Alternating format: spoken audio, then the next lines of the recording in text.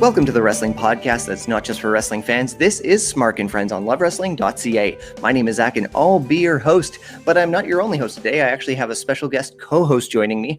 If you've been following the show since our days at the Two Finger Guns Club, you are very familiar with Buddy, my 5-year-old son, who's joining me as co-host on this episode. And our guest today is a man who needs very little introduction if you're a fan of independent wrestling. He's been making waves in the independent scene for years and has finally caught a big break with Impact Wrestling. I am, of course, talking about Montreal's own Speedball Mike Bailey. One of my own favorite wrestlers is joining us on the show. And we got Buddy to help us with the co-hosting duties of this because he's recently started a mixed martial arts class. He's learning a little bit of everything in the world of martial arts. And Speedball being a black belt in Tae Kwon Do himself, it seemed like a very good fit. A very good conversation could come out of this, and it sure did. And on top of that, we're doing a bit of a watch along of one of Speedball's own matches. So head on over to YouTube if you're listening to this on the podcast, so you'll be able to watch along with us. But of course, if you're joining us in video, then it's going to be right here for you to see. So right after this message, we're going to be back with Speedball. But before we get to that, we have to thank the good people who make this show and other Love Wrestling content possible. I am, of course, talking about the good people at RK Athletics. If you're in the Edmonton area, reach out for personal training packages that are available to you. If you're not, that's okay. There are online resources available for you also at rkathletics.ca. You can even reach out to Rich King via DM on Twitter or Instagram at rkathletics1. Very approachable guy, and you want to do it today and start chasing your fitness goals. Back with Speedball Bailey and Buddy right after this message. Yo! We're the Boros Twins. I'm the world's sweetest man, Gentleman Jervis. This is God's gift to wrestling, Michael Richard Blaze. This is Chelsea Green. And we love wrestling. And I love wrestling. And I love wrestling. And I love wrestling. Oh, we're going to see a superplex powerbomb! Just coming up to the building, Colton Kelly. Colton, I am sorry to interrupt your cigarette, my friend. If they weren't the MVPs of pandemic wrestling, then I honestly don't know who are. Of course, we did want to give everybody a bit of a rundown on what you can expect here on Love Wrestling through 2021 and beyond. This crowd is going bananas! I'm Spencer Love, and this is Love Wrestling.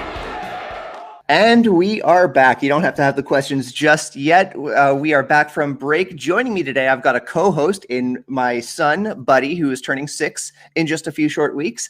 And our guest today has been making waves in the independent wrestling scene for years and recently landed a contract with Impact Wrestling. Speedball Mike Bailey, how are you today? Hello, I'm doing fantastic. Thank you for having me. It's my absolute pleasure to welcome you, sir. Again, I'm sure you're being asked this ad nauseum, but you must be on cloud 9 with the Impact Wrestling signing. I am. I mean, I feel like it's a long time coming. I'm excited. I'm super excited to be able to take what would often be described as like the next step with my career, the quote unquote big leagues.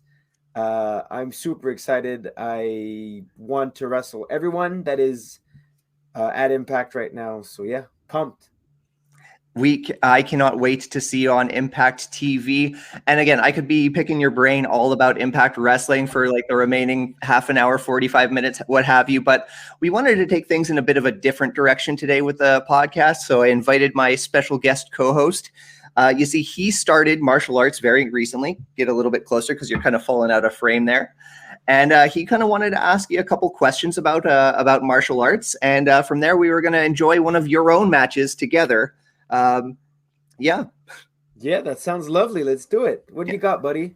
Are you ready to go, kid? Yep. All right. So your questions are upside down. Oh. All right. Remember speaking to the microphone too. Yep. When did you start practicing martial arts? I started Taekwondo when I was 12. So, I mean, I didn't plan on it or anything. I wish I had started earlier. I didn't know I would enjoy it so much. I simply had a friend who was doing martial arts and said, "You should come." And I had no intention of signing up and had never thought about martial arts in my life. And I just went, yeah, let's do it. And I absolutely loved it. Here's your second question. What makes Tae Kwon Do different from other martial arts? To be honest, I don't think it's that different. So what I like about Taekwondo is it's a sport. The Taekwondo that I practiced was the Olympic style of Taekwondo, which is it's a sport which is bad in a lot of ways. I think that a lot of traditional aspects should be preserved and all that. But I think the fact that there's a very concrete way to measure if your Taekwondo is good and how effective it is, in a sports form is very important. And there's a way to practice and do Taekwondo. Where martial arts that teach you how to fight off an attacker or something, it's kind of hard to measure whether or not that's effective unless you go full sparring, which may not be the best for people that are quite young. Also, Taekwondo is heavily focused on kicks, which means that you don't get to hide your kicks behind punches. If you've done other martial arts, that's certainly a thing. So the focus is on footwork. So it's a very good base to then go and learn other things. We saw that today, didn't we? We were doing our research for this episode and watching a little Taekwondo videos. Yeah, you pointed out there were lots of kicks, huh? And we saw insane moves. Yeah. So many insane moves. Taekwondo translates very well to professional wrestling in that it tends to be very, very flashy and impressive looking for techniques that would not necessarily apply to other martial arts. However, as much as I do love Taekwondo, and this is the question I get the most when it comes to martial arts, if it's in your list, I apologize in advance. But people ask me, what martial arts should I practice? Which one is the best? And I don't think there's a real answer to that. I certainly don't think it's Taekwondo. I don't think Taekwondo is the best martial art, depending on what you want to do. I think it's fantastic, but I don't think it's the best. And I think if someone is looking to choose a martial arts, they'd be much better to look at the school and the coaching and the environment rather than the style itself. The most predictive factor of whether someone will make it to black belt or a high level of martial arts is if the school is close to their house. That is the number one thing. And then after that, if they enjoy it is a big part. And I think something like Kung Fu is often poorly applied in terms of teaching, and it's easy to get wrapped up in other things. However, I will certainly recommend a good Kung Fu school before a bad Taekwondo school. Okay. That actually kind of leads into the next question, because you were just talking about black belts. What do you got, buddy? How long did it take you to earn your black belt? It took me 2.5 years, which is an incredibly short time. And it differs in all martial arts. I mean, it's all relative. And again, Taekwondo being competition focused, it really went along with my rankings. I mean, I won several competitions at green belt really quickly. And so I made it up to blue and won blue really well. So I made it up to red and was doing really well in red. So I got my black belt fairly fast. However, it really depends on the martial arts, and it really depends on you. And it should be about progress and I mean, reaching a certain goal. And the belt is only symbolic nowadays. Fair enough. But that's good advice about keeping focused. And but you've got another question. That's true. Jumping ahead. When were you allowed to start competing? So I was allowed to, from yellow belt, I did my first competition only a few months after I had started. The first one went quite well. I won my first competition at yellow belt. Then I lost my second one. And then I won all of them until I started fighting as a black belt. Okay. And I think you've got one more question lined up for him. Oh, that's one of your older ones. Oh, sorry, we've jumbled things. No, here we go. Here's your last question. There you go. The challenge I have in my martial arts is staying focused. Do you have any advice on how I can keep focused? Yes. It revolves around mindfulness, but simply look, pay attention to what's around you. If you're focused on a target, make sure you look at the target and think about what does it look like and what does that mean to you. If you're hitting the pad, look at the pad. Describe the pad in your own head. That should keep you focused on the pad. If you're fighting an opponent, focus on your opponent. Look at him. Look at how his shoulders are turned. Look at how his feet are placed and be mindful of that. Really in your head think, he is leaning to the left. And then this should give you a hint on how to approach the task you're given. That's good advice, bud. Do you think you can use that in your next class? Yep. What do we say for all the great advice you just received today? Thank you. Thank you, buddy. So with that, once again, thank you very much for the time for the interview. But again, I don't watch a lot of wrestling with Buddy, and we always have a conversation to make sure he understands that these are professionals who know what they're doing, and it's not your place to do it in the house, right? Uh-huh. But we have never watched a Speedball Mike Bailey match, so we're going to take the opportunity to do so today. What I have pulled up this is footage courtesy of IWS out here in Montreal. I was at this match live. I'm just going to make sure it doesn't start auto-playing once I do this. Oh, it's auto-playing. This match is between yourself and champion Benjamin Tull, and it is for the IWS Championship. Oh, awesome. I imagine you recall this one quite well. I do. I absolutely do. Yeah, it was a great contest. And yeah, ready to enjoy a little Speedball Mike Bailey? Yeah. Awesome. Anyone who's tuning in on the podcast and you want to watch along with us, I hope you do. Just head over to YouTube. Check out IWS Hardcore's official YouTube page. This match is freely available, and once again is aired courtesy on video, courtesy of IWS. If you want to watch along with us on podcast, we're going to click play on go. 3, 2, 1, go. Okay, so right there, there was a table in the match before this one, and a screw was left in the ring, and I landed right on it, which is why I'm making that face. So there's a screw lodged in my foot at the moment. I'm going to have to pull it out. Jeez, I always thought it was just a splinter from the table, but a screw, that's brutal. I'm showing it to the camera, and I don't think they get it. Now, again, like in the indies, I'm not sure you'll be able to use this in Impact Wrestling, but Brass Monkey is my favorite indie wrestling entrance theme song. So thank you, I appreciate that. There's no way I would be able to use it in on television. Like the Beastie Boys, they're fairly popular, and I think the rights to their songs are pretty expensive. That's fair. But it is very notable in that it does not sound like anyone's idea of a pro wrestling entrance song, which is kind of why I like it. And here comes the champion, Big Ben Tull. Big Ben. That's right. Do you know why he's big, buddy? No. Because he likes to eat. One of my favorite pieces of merch is his "Send Food Pics" slogan. He does love his food pics. A great follow on Instagram, by the way. I think Absolutely. he's just at Benjamin Tull, or maybe Ben_Tull.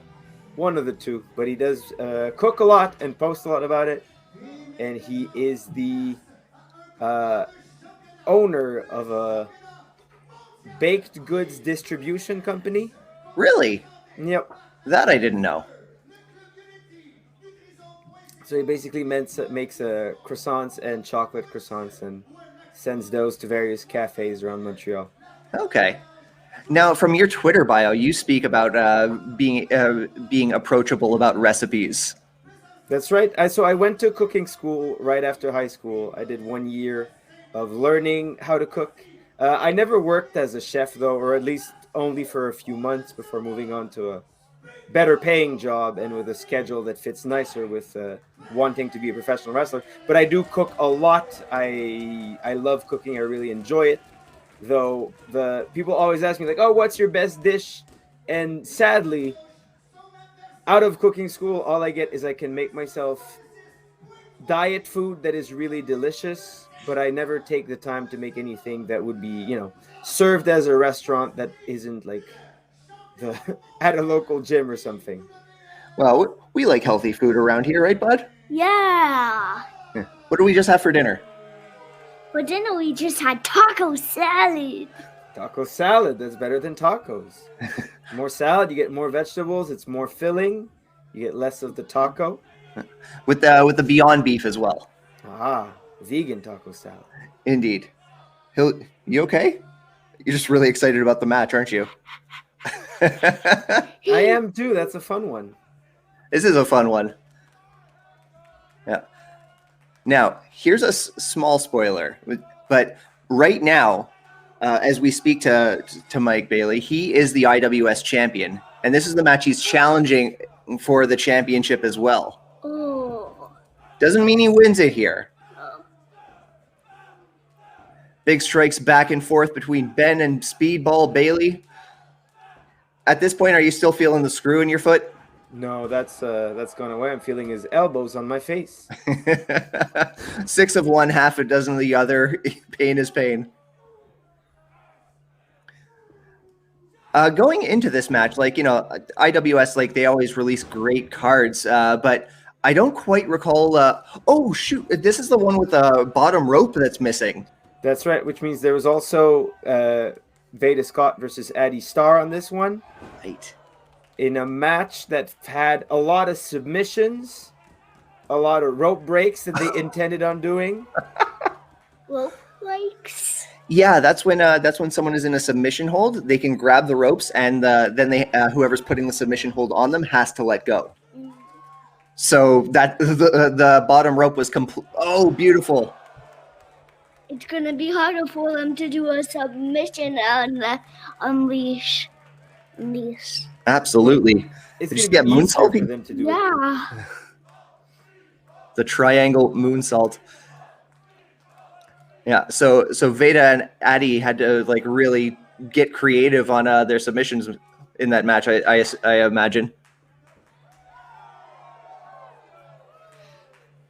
Right now, Ben is back in the ring.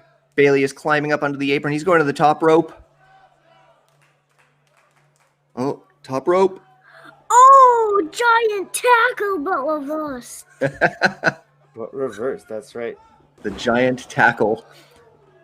Nice sidewinder slam. What?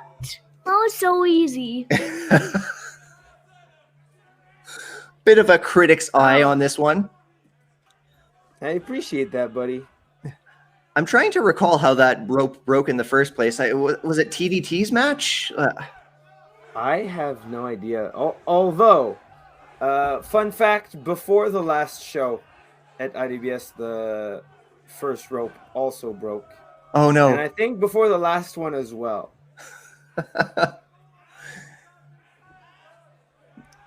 The quality control is just missing that first rope.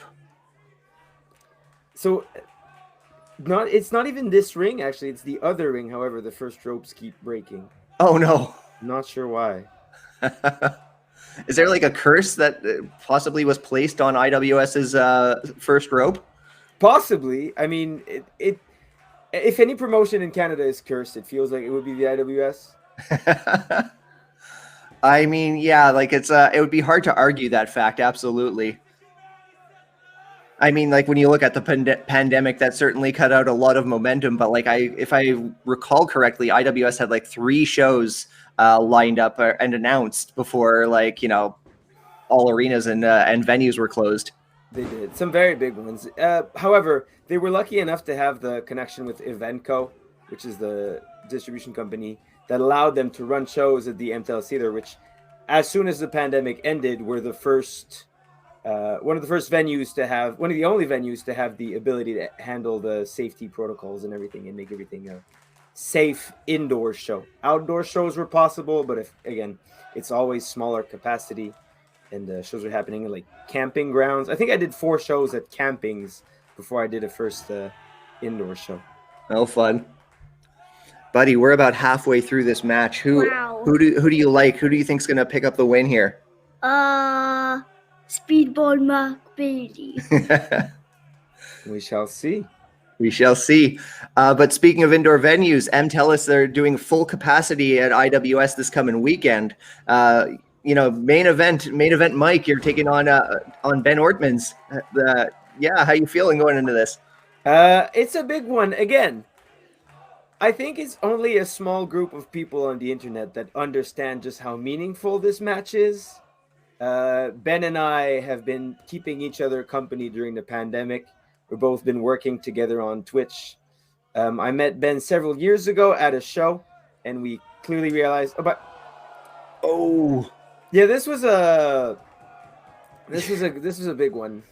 He went he went low, but you were going low as well. He went low, but I was going low, so his head met my heel.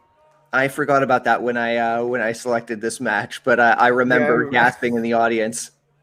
I remembered it. I don't think poor Ben here remembers it though. Again, thankfully he's okay. Did you catch what happened there? Yeah. Yeah. Again, he just got kicked by a black belt. Uh-huh. So Ben is a very tough man for getting up from that. I guess that answers the question that I was wondering about. Which question is that? Why he wears black boxers while he's doing this match. Is that why? Is it just to match the black belt? It is. Good eye.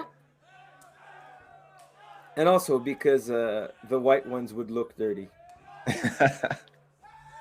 When I first started attending indie wrestling events, I recall you were like one of the first wrestlers I saw at a live event, and you were still wearing like I don't know what the appropriate word is, but like you were wearing full karate gear, if I'm not mistaken. So in Tae Kwon Do, it's a dobuk, but okay.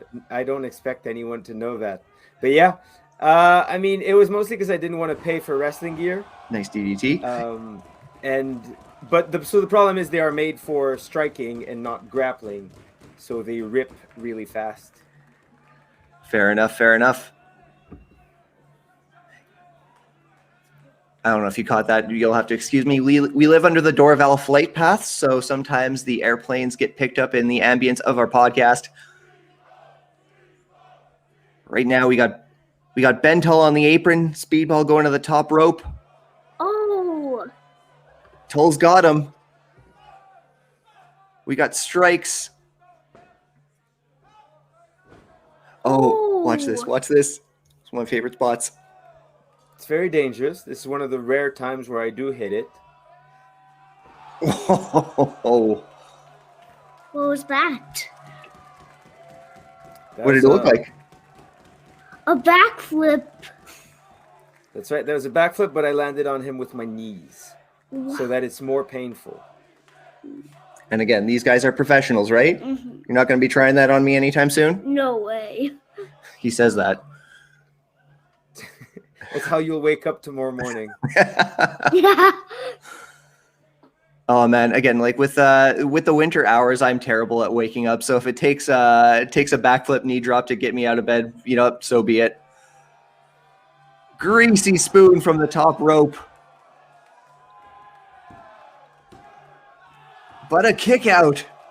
Kick out? Yeah, that was Ben Tull's finishing move, and he did it from the middle rope. Wow. And Speedball kicked out. What does kicked out mean? Kicking out is like the 3 count, but like they kick out before the count of 3. Oh yeah. We're still learning over here. Oh my. Oh, I remember exactly what happens next here. Sorry, you do, or you're trying to? So no, so I could have told you the whole match up to this point. Okay. Back on his shoulders. Oh. Oh, there we go. Nice. Oh, the boss. 2. Oh. Exchanging pinfalls, and then Oh. Once again, backflip knee drop. Jeez. Oh, poor Ben Tull. Right in the neck. And he keeps kicking out. He could have gone for the bottom rope there had it been, right? existing. Why did I cut off the bottom rope? It actually just broke off in the middle of the show. How did it break off? We were actually just talking about that. I couldn't quite remember. So funnily enough, this is the ring in which I learned to wrestle initially. Really? So it's a very old ring that was not professionally made to begin with. So it's been repaired many times. Fair enough. Fair enough. Well, you're all moving well enough in the ring. It's still holding strong. Jeez. I thought for sure you were going to get out of the way there. Right? People usually do. He is notoriously slow at climbing, so people usually do make it out of the way. But there it is, the finishing move. I didn't make it, buddy. I'm sorry. That's okay, right? Yes, I am jumping. Please don't jump on the chair. You're going to fall. But it was still a really good match, huh? Yeah. What do you think? I don't know. You don't know. Man of many words. Buddy, on a scale of 1 to 5, how many stars does this get? 15. 15 stars! 15 buddy stars! Wow. Is that a record? Is that the most buddy stars you've ever given to a match? Yes! Yeah. Okay. Yeah. Okay. Take it down an octave. We need to hear you on the microphone. But yeah, I think that's a record. That's up there. Wow, fantastic. I'm happy to hear that. Take that, Dave Meltzer. Yeah. I mean, like, Dave Meltzer might have given it like 4 or 5 stars, but he gave it 15, and they can't both be right. Right, that is absolutely correct. So, however, Buddy's demographics opinion is a lot more important to me than Dave Meltzer's, so I feel happy about that. There we go. There's the liner, the hook for the episode, if I ever heard one. Okay, Right. Let's start relaxing because we're going to be doing our what we call a sign off. Speedball Mike Bailey, thank you so much for joining us. Sorry the table shook. My cat just jumped up on the table. Nice. You keep them occupied, buddy. Once again, thank you so much for your time. And again, on behalf of Love Wrestling too, because you've given a lot of, hold on. I'm going to censor all that out. Excuse me. Yeah, on behalf of Love Wrestling, you've afforded a lot of your time to us recently with your interview with Lawrence and sitting down with us for an interview as well. So thank you very much for all of that. You're very welcome. Is that a cat that just appeared on screen? Yes, Yes. this is our cat Ticket. He sabotages just about each and every one of my episodes and streams Yeah. at Love Wrestling. There was like another one where he just jumped on the table, knocking the camera down. I bet that's one of your most viewed episodes. It's I think it's one of Love Wrestling's higher viewed Twitch clips. Absolutely. Of course it is. Well, thank you, Ticket. I hope you give this interview your rub as well. Before we let you go, please let the audience know where to follow you on social media and all that good stuff. Yes, I'm at Speedball Bailey on Twitter and Instagram, twitch.tv/Speedball Bailey. The YouTube channel is Speedball Mike Bailey. I stream usually in the mornings. However, my schedule is a little bit sporadic. I upload vlogs and other content to my YouTube channel. I wrestle all over the world. You can find it on Twitter. Wherever you are, if there's wrestling there, I'm sure I've been there or will be there eventually. I also host a live interactive wrestling show on Twitch currently called Friday Night Speedball, though I'm hoping the name will change at some point. We're spoiler alert, by the way. I don't know if this interview, I don't know if the next Friday Night Speedball will have happened by then, but I can announce the card when I haven't even done so publicly, though I might have by the time this airs. The earliest this might air, just for the sake of you choosing your own what's the word I'm looking for? Transparency, discretion. Sure. The earliest it might air is like tomorrow around noon. Perfect. That would be fine. Okay. Well, it's Thursday at 8 p.m. So tonight at 8 p.m. if this comes out tomorrow. If this comes out on Friday, then it was yesterday at 8 p.m. So we're going to be hosting the Canadian J Cup. So I won the British J Cup last Saturday. And Right, Rev we'll Pro. be hosting the Canadian J Cup this time. That is correct. As well as there will be a trivia match, a trivia tag team match. So half tag, half trivia between Shane Hawk and Veda Scott and the Voros twins. The Voros twins, good people all around. Once again, Speedball, we're going to be tuning into that. Thank you very much for your time, sir. Thank you so much for having me. No problem. No, say Bye-bye. Consumerism is quite the satanic majesty, isn't it? Well, we're not shy here at lovewrestling.ca. I'll tell you what, I'll tumble for you. But you know what won't tumble? Your lovewrestling.ca wine tumbler. And where can you get it? I hear you ask, off camera, I suppose. You can get it right here on lovewrestling.ca/merch. Cheap plug, I know, but it just makes things taste so damn good. That was our conversation and watch along with Speedball Mike Bailey featuring special guest buddy. Speedball Bailey, thank you so much for taking the time to speak with us on this episode of the Smark Friends podcast. You can catch Speedball Mike Bailey all over his Twitch channel, including tonight on Friday Night Speedball. You can catch him this weekend in Montreal at IWS Uneffin Sanctioned at M. Tellis. And of course, very soon you're going to be able to catch him on Impact Wrestling on your TVs all across the world. Very exciting time to be a Speedball fan. If you like what you heard, we'd like you to head over to ratethistpodcast.com/lovewrestlingca. You won't be rating just the Smark and Friends show. You'll also be rating all the content being built very proudly at lovewrestling.ca. If you like the show, please follow us on Twitter at Smark and Friends. You can follow my personal Twitter at SmarkMouth and on Instagram at Smark.mouth. And of course, Love Wrestling CA on all major social media platforms, Facebook, Twitter, Instagram, and TikTok. Thanks for tuning into the conversation and watch along with Speedball Mike Bailey and special guest co-host Buddy. We're going to be back next week. Till then, friends.